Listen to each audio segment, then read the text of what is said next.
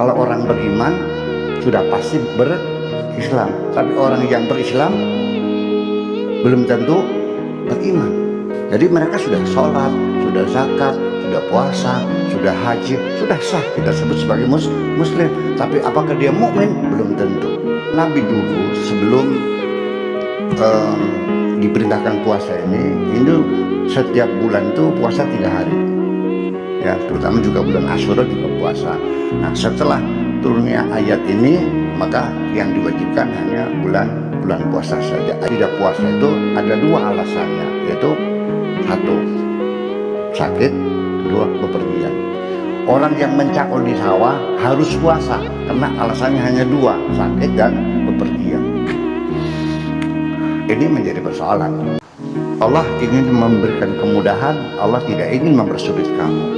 Bahwa orang berdoa ketika sambil berpuasa itu ada jaminan dari Allah, ujibu da'watad da'i, karena Allah sangat dekat dengan orang yang berpuasa. Jadi pengertian dekat dengan Allah itu sendiri sebetulnya bukan persoalan jarak, tapi persoalan rasa. Untuk mendekatkan diri kepada Allah, jalur ritual dengan jalur kepedulian sosial di dalam puasa menurut saya lebih efektif mendekatkan diri kepada Tuhan melalui jalur kepedulian sosial. Jadi artinya ketakwaan itu lebih efektif melalui jalur kepedulian sosial.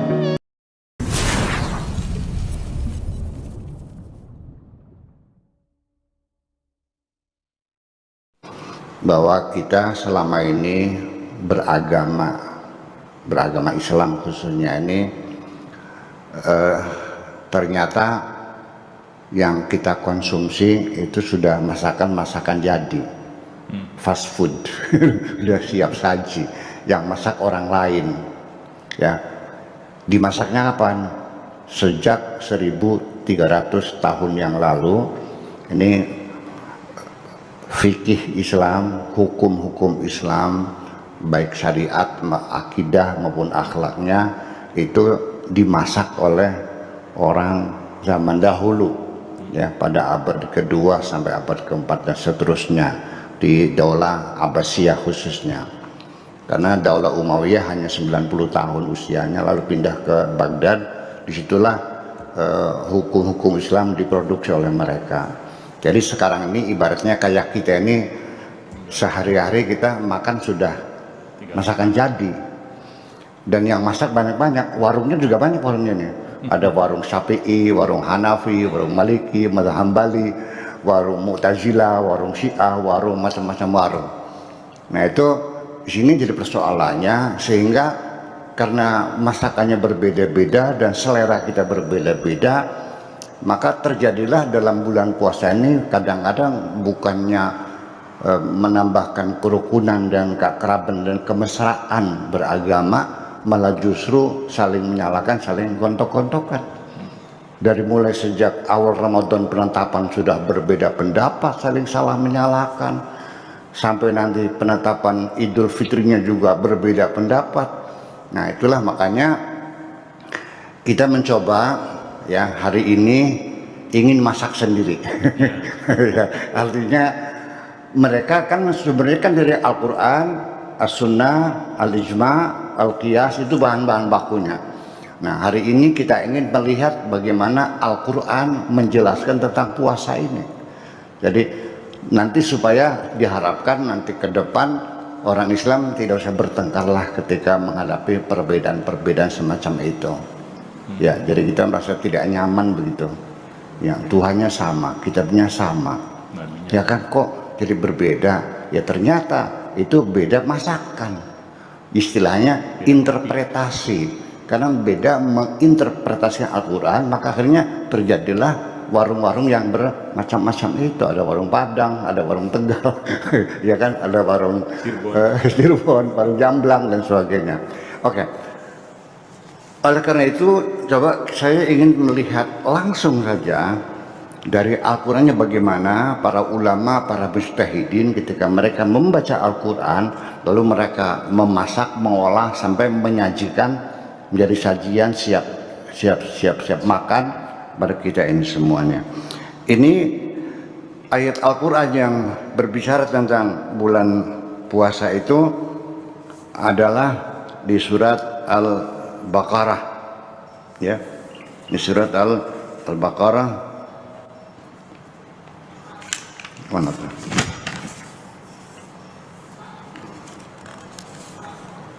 Oh, jadinya lepasnya. Coba cari dulu bentar. Ini sudah di bus kok bisa.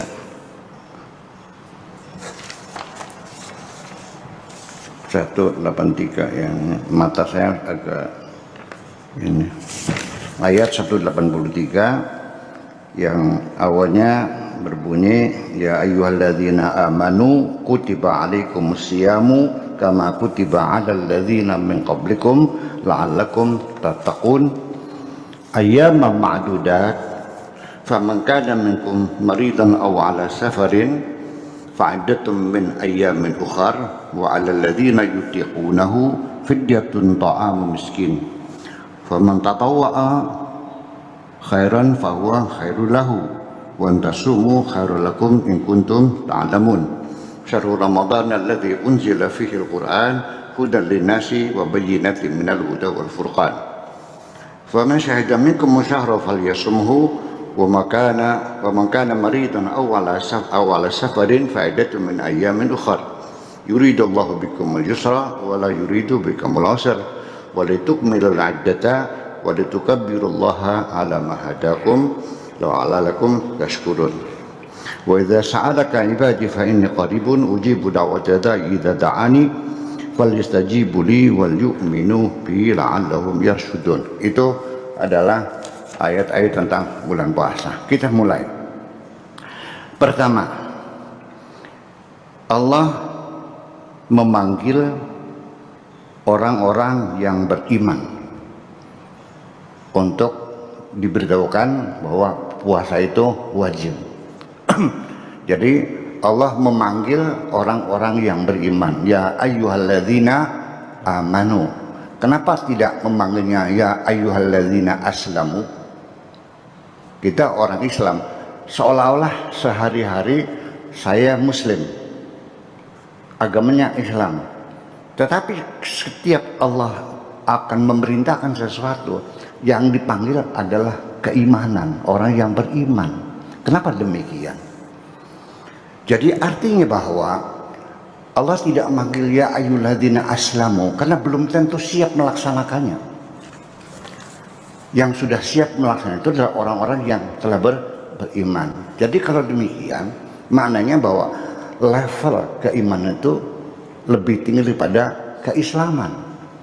Nah, di dalam Al-Quran juga diceritakan bahwa ada beberapa orang sahabat datang menghadap kepada Kanjeng Nabi, lalu mereka mengatakan qalu amanna ya Rasulullah, kami beriman. Rasulullah melihat dengan perasaan yang sangat sensitif itu, kayaknya nggak pas nih. Ya. Nah, betul juga, akhirnya datang perintah dari Tuhan untuk menyampaikan kepada mereka yang menyatakan dirinya telah beriman, bal qulu aslamna, sebaiknya engkau mengklaim saja telah berislam, jangan mengatakan kami telah beriman. Lah, kalau begitu berarti kalau orang beriman sudah pasti berislam, tapi orang yang berislam belum tentu beriman. Itulah makanya yang dipanggil adalah orang yang beriman, ya ayyuhalladzina amanu. Kenapa? Apa sebabnya mereka itu diperintahkan untuk menyatakan telah berislam, jangan beriman?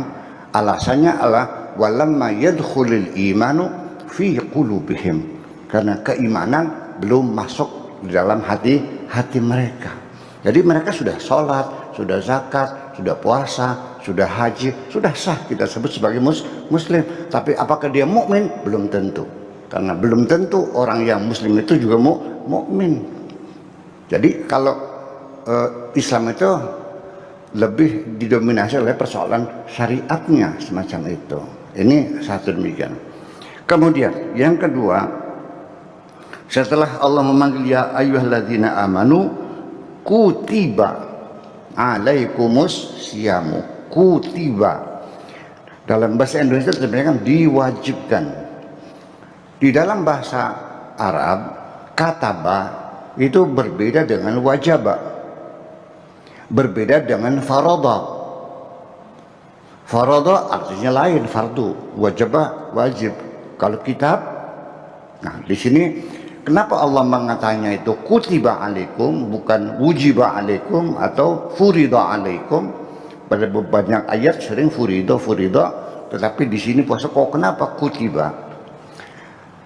Dari sisi prosedur instruksi saja,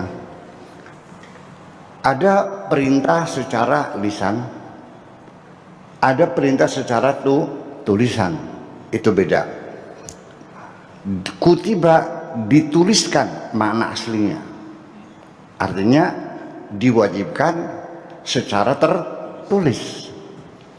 Nah, kalau furida itu diwajibkan secara ucapan. Ini beda sekali. Apa artinya bedanya? Begini,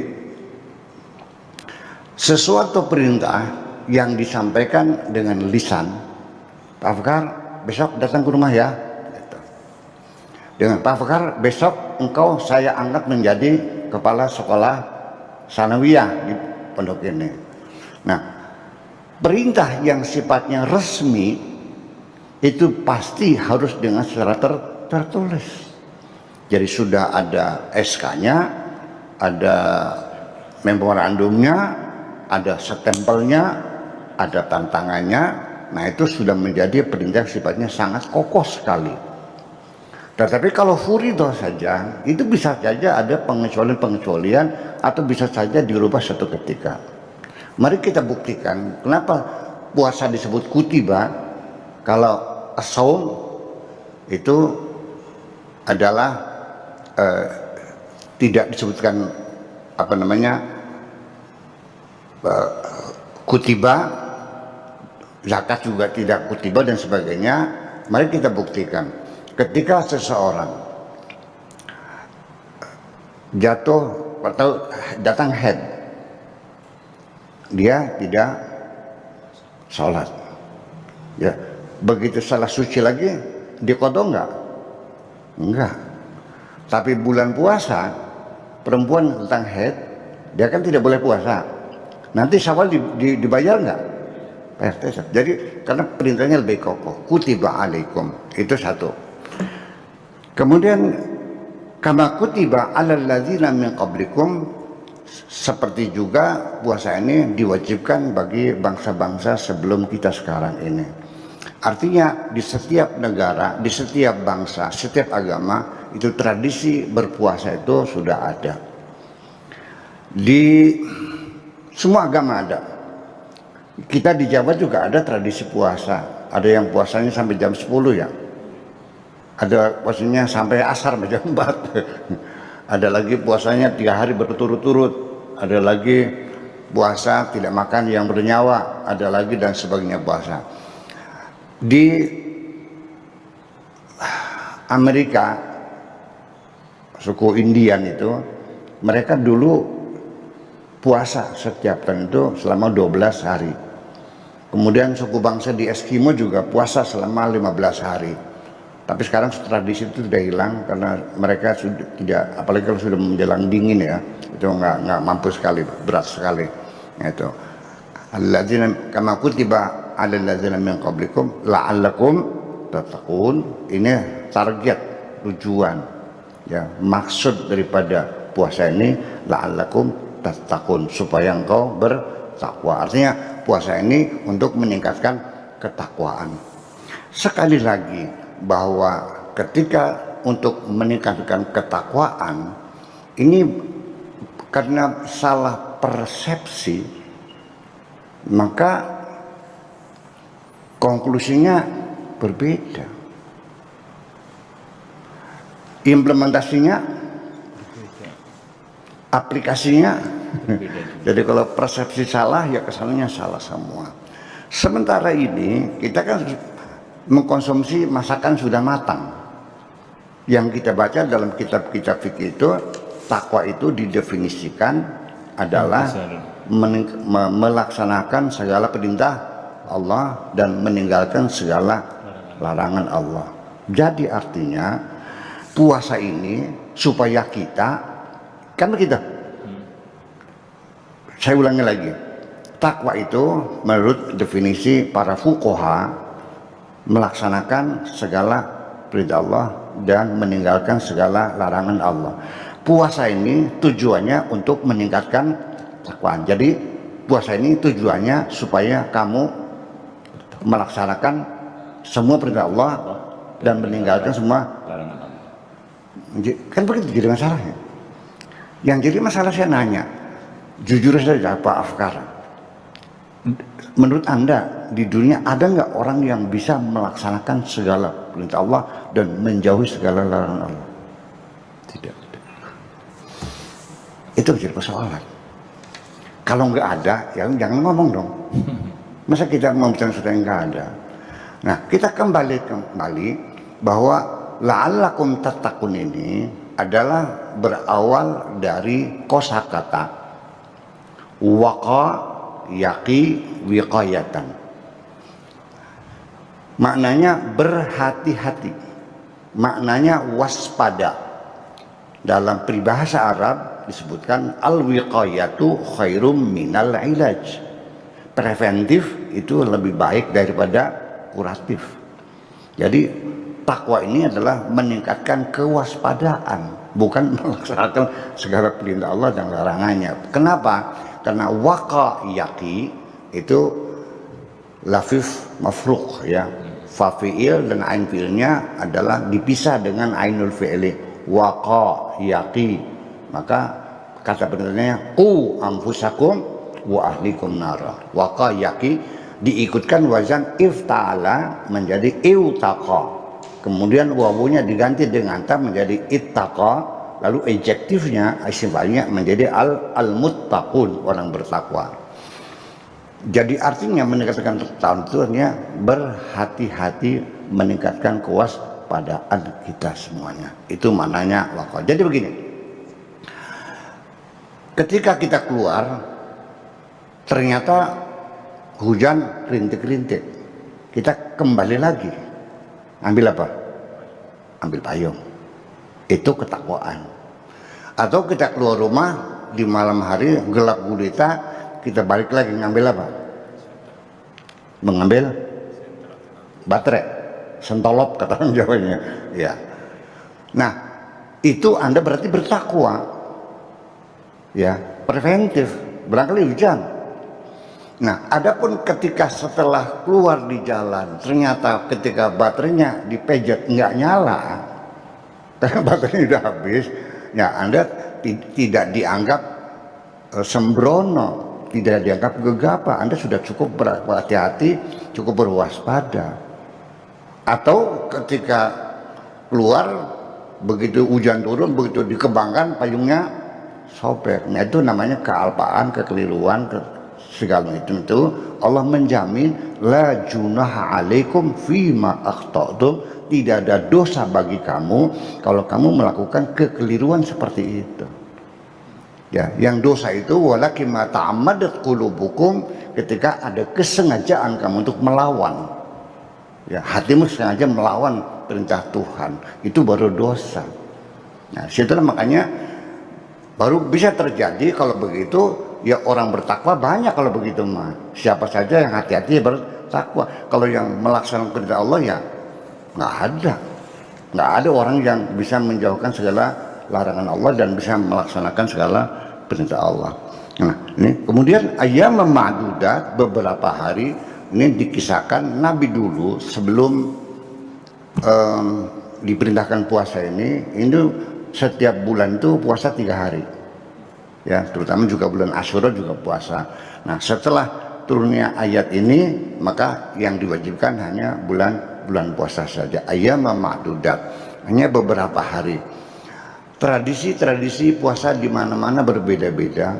Ada yang 4 hari, ada yang suku Indian itu 12 hari, di Eskimo itu ada 15 hari, di Jawa juga, di Bali juga, semuanya ada puasa-puasa macam itu. Kama kutiba 'alal ladzina min qablikum.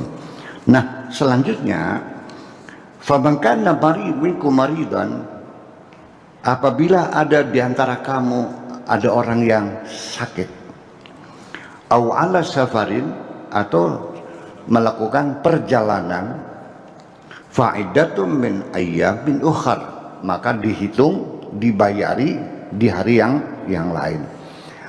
Anda bulan puasa ini, karena ini orang bekerja di bank ya, jadi kadang-kadang ya sesuatu mendesak harus berangkat ke Jakarta, ya kan begitu, dalam perjalanan atau juga tiba-tiba jatuh sakit karena corona barangkali kan gitu, mudah-mudahan tidak terjadi gitu ya.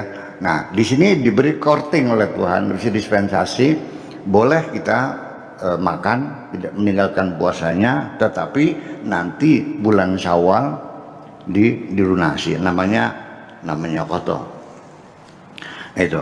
Wa 'alal ladzina yutiqunahu, dan bagi orang-orang yang tidak mampu melakukan puasa, dia tidak dalam perjalanan dan dia tidak sakit, dia dalam keadaan sehat, hanya karena usia lanjut, karena jompo ya, usia sudah 95 tahun, jalan saja sudah dituntun-tuntun, dia tidak sakit, sehat, dicek darahnya sehat, tensinya ya 130, kolesterolnya 140, normal semuanya, cuma udah jompo. Nah, bagi orang yang semacam itu, fidyatun ta'amu miskin. Nah, di situ maka dia sudah tidak lagi berkewajiban untuk melakukan puasa, tetapi dia harus membayar fidyah. Seberapa besar fidyahnya? Yaitu 1 kali makan orang miskin. Lalu ukurannya apa? Standarnya nggak bisa ditentukan dengan jumlah 100.000, 50.000, tidak. Standarnya kembali kepada situasi dan kondisi yang ada sekitar itu. Kalau dia tuh orang tinggalnya di kampung seperti di sini di Tasmaya, makannya itu di warteg, berapa warteg? 15.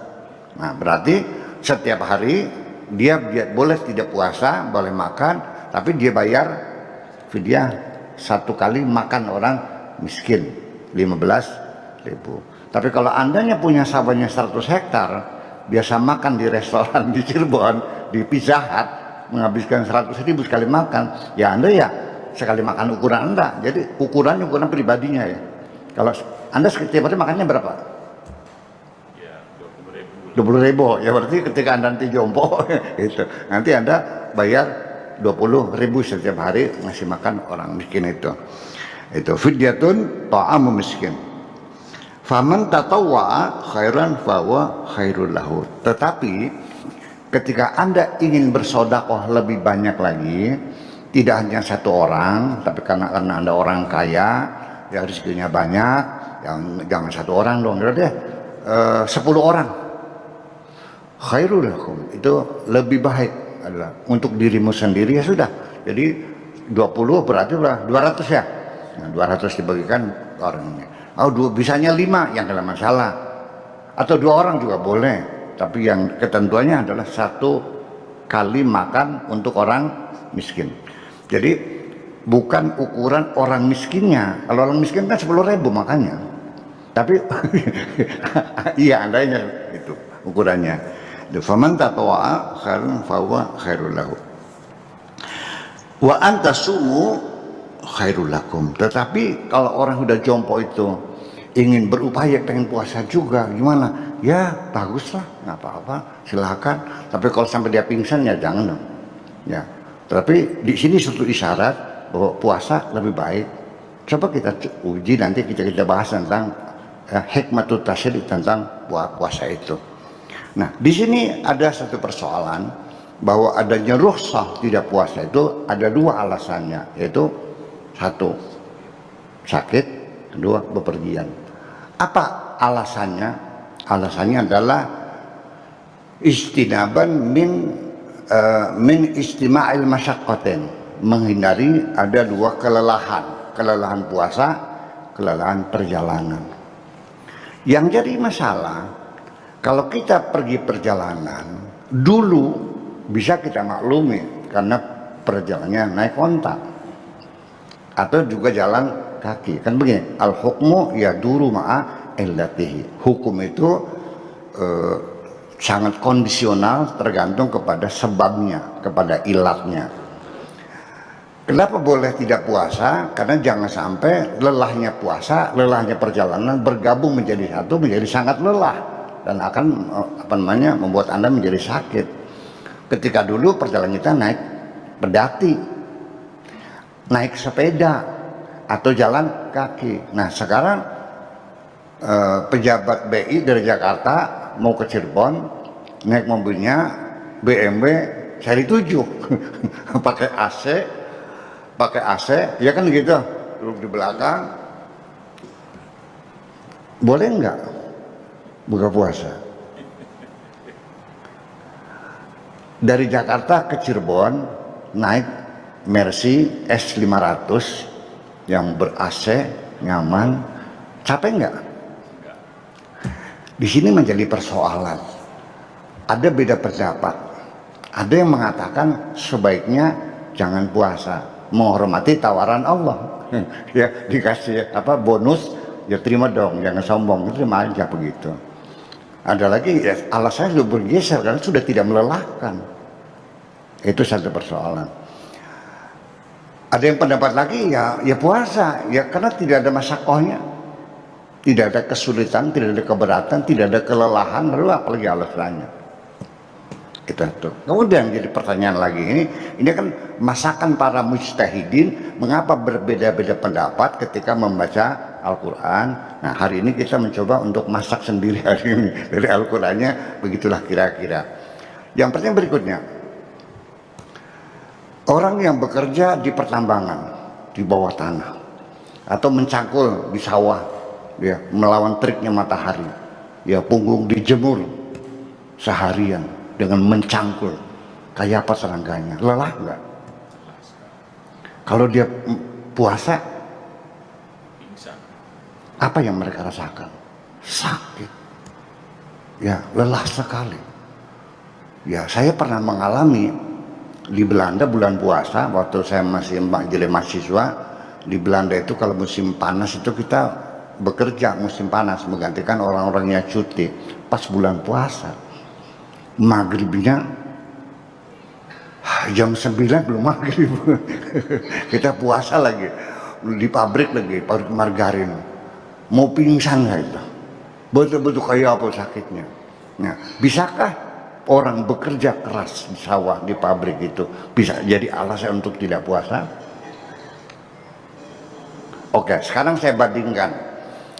Bapak-bapak dari BI naik mobil Mercy 500 ke Cirebon, ya kan, kunjungan kerja. Boleh tidak puasa? Orang yang mencakul di sawah harus puasa karena alasannya hanya dua, sakit dan bepergian. Ini menjadi persoalan. Ya, dulu pernah ada di Al-Azhar, Syekh Muhammad Abduh itu memberikan fatwa untuk orang yang bekerja keras ya di sawah dan pertambangan itu boleh berbuka, tetapi nanti di waktu cuti dia bayar puasanya. Tetapi fatwa itu didem dan tidak disebarkan kemana-mana. Tapi kalau dibaca bukunya masih ada.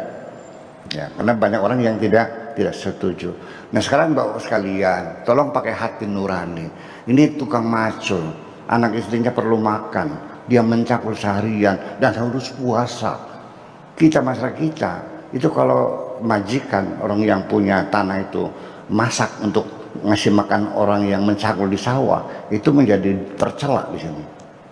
Ya, ya, namanya itu melanggar namanya. Harus jadi gimana? Ya suruh puasa. Sampai mana? Ya sampai sepingsannya. Nah, nanti di sini yuridullahu bikumul yusra wala yuridu bikumul usra. Allah tidak ingin mempersulit kamu. Allah ingin mempermudah kamu. Ini kita kembangkan dari Al-Quran inilah, makanya perbedaan penafsiran itu adalah sifatnya penafsiran.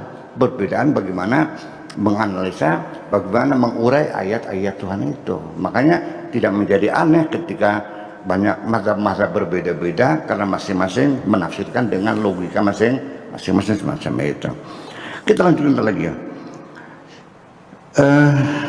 Wa antasumu khairul lakum in kuntum ta'lamun.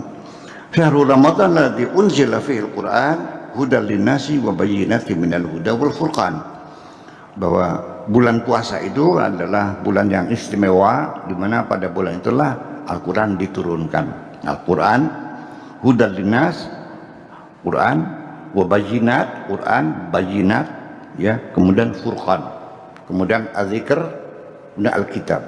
Ada Alkitab, ada Al-Quran, ada Al-Furqan, ada bayinat, ada Al-Quran. Sama nggak? Ya beda. Ya, kalau kitanya orang beriman, ya, kita menyebutnya Alkitab. Karena zalikal kitabu la raiba fi hudan lil muttaqin. Tetapi di sini karena Al-Qur'an hudan linnas. Jadi orang yang beriman membaca Quran, namanya apa? Ya Quran. Yang tidak beriman, ya Quran. Yang beriman, ya Quran. Orientalis ya baca Quran juga, terjemah Quran. Tapi kalau kita yang bertakwa ini namanya membaca Alkitab. Itu kira-kira. Adapun Al-Furqan itu artinya lain lagi. Faman syahida minkum syahra falyasumhu wa man kana maridan aw ala safarin fa iddatum min ayyamin ukhra. Diulang lagi bahwa siapa orang dalam keadaan sakit atau bepergian maka dibayar di hari yang lain. Ya, yuridullahu bikumul yusra wa la yuridu bikumul usra. Allah ingin memberikan kemudahan, Allah tidak ingin mempersulit kamu. Ya, mana mungkin Allah menyuruh orang yang bekerja seharian di sawah, tukang beca, narik angkutan begitu jauh ya. Kemudian dia puasa juga, tega nggak? Tapi ini fatwa ini nggak jalan nih, karena umat Islam masih menghendaki, belum setuju bahwa orang pekerja keras itu boleh ini. Jadi sepingsannya aja ya. Oke, nanti kita bicarakan nanti. Walitukabbirullaha, nah disitulah ala mahadakum walitukmil iddata, jumlahnya disempurnakan. Puasa bulan puasa itu biasanya 29 hari. Tetapi ketika kita menghadapi kesulitan ru'yah, langitnya mendung sehingga kita tidak bisa melihat hilal, maka walitukmil iddata digenapkan menjadi 30 hari. Nabi juga pernah satu kali puasanya 30 hari. Kebanyakan puasanya 29 hari saja. Kemudian setelah itu baru walitukabbirullaha, disitulah Idul Fitri kita membaca takbiran ala mahadakumullah la'alakum tashkurun. Nah, terakhir ditutup ayat puasa ini, wa idza sa'alaka ibadi fa inni qarib. Apa hubungannya puasa dengan apabila ada orang bertanya kepada kamu tentang aku, kata Allah, katakanlah aku ini dekat. Fa inni qaribun, aku ini dekat. Ujibu da'wata da'i, akan kukabulkan doanya orang yang berdoa kepadaku. Idza da'ani, kalau dia berdoa kepadaku, falyastajibu li, mintalah pengkabulan kepadaku, wal yu'minu bi, dan percayalah kepadaku, la'allahum yasudun. Ini artinya bahwa orang berdoa ketika sambil berpuasa itu ada jaminan dari Allah, ujibu da'wata da'i. Bagaimana engkau berdoa, perutmu buncit kayak orang hamil, ya kan, makanan sekenyang-kenyangnya lalu berdoa. Jadi artinya ini satu isyarat bahwa ketika kita memohon kepada Allah, berdoa apa saja, ingin punya anak, ingin anak kita bisa masuk jadi pegawai negeri, bisa ingin sekolah luar negeri, apapun kepentingan ini, tolong dibantu dengan berpuasa, karena Allah sangat dekat dengan orang yang berpuasa. Jadi pengertian dekat dengan Allah itu sendiri sebetulnya bukan persoalan jarak, tapi persoalan rasa. Kalau persoalan jarak, Allah itu aqrabu ilaihi min hablil warid, lebih dekat dari urat nadi kita. Jadi kalau dengan masalahnya jarak, Allah sudah dekat kok. Sudah sangat dekat sekali, sudah tidak ada jarak kok. Lebih dekat dari urat nadi. Dari mana Tuhan itu?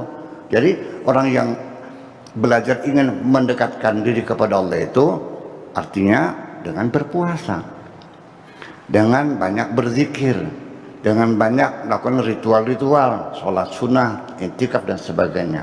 Akan tetapi saya melihat bahwa untuk mendekatkan diri kepada Allah, jalur ritual dengan jalur kepedulian sosial di dalam puasa, menurut saya lebih efektif mendekatkan diri kepada Tuhan melalui jalur kepedulian sosial. Mengapa demikian? Karena puasa ini meningkatkan ketakwaan kita. Salah satunya adalah menumbuhkan kepedulian sosial. Mari kita uji. Ketika kita masuk bulan puasa, ada perubahan dalam diri kita. Kita mulai mempedulikan masyarakat kita. Mulai kita mudah terharu melihat orang sengsara. Mulai kita memperhatikan tetangga ini punya lauk pauk enggak, punya takjilan enggak. Sampai dapur tetangga diperhatikan. Nah, ini tangga depan dari siang dapurnya itu nggak ada asapnya. Tolong dong dilihat sana bagaimana. Anaknya pergi, datang lagi, mama katanya nggak punya beras. Kita sedang berpuasa bapak-bapak sekalian, lalu mendengar ada tetangga kita yang punya beras. Apa yang terjadi? Langsung diambilin berasnya, ini berasnya ambil, ini duitnya 10.000 buat beli lauknya. Begitu dermawan. Yuk kita bulan puasa kita berkunjung ke teman. Semua kue keluar, betul nggak? Jadi kedermawanan, kepedulian sosial itu muncul dalam bulan puasa. Akan tetapi, kenapa begitu saya puasa masuk bulan Syawal, kok pikirannya nongol lagi? Nah, ini kita harapkan mudah-mudahan puasa ini setelah menimbulkan kepedulian sosial, ya saya harapkan casan ini bisa untuk selama 11 bulan ke depan gitu. Jangan sabar udah lupa lagi, kita pikir lagi akan macam itu. Nah, jadi artinya ketakwaan itu lebih efektif melalui jalur kepedulian sosial. Mari kita buktikan dengan hadis qudsi. Seseorang dulu di dunia mencari Tuhan, naik gunung, turun gunung, masuk hutan, keluar hutan, sampai meninggal dunia. Di situ dipersalahkan oleh Tuhan. Ngapain lu mencari aku kemana-mana, ke gunung, ke hutan? Ngapain? Kamu terlalu bodoh mencari begitu. Coba kalau kamu selama di dunia, coba datangi tetanggamu yang sakit itu, kau bawa obat-obatan, engkau sudah bertemu dengan aku. Andaikan engkau melihat ada temanmu meninggal dunia, coba kau datangi dia, ikut kau antar ke makam, engkau sudah bertemu dengan aku. Jadi artinya apa? Jadi bahwa mendekatkan diri pada Tuhan itu adalah lebih efektif melalui kepedulian sosial, itu berbuat kebaikan kepada sesama kita. Saya kira itu saja mukadimahnya, lalu kita lanjutkan dengan diskusi dan selanjutnya. Terima kasih. Assalamualaikum warahmatullahi wabarakatuh.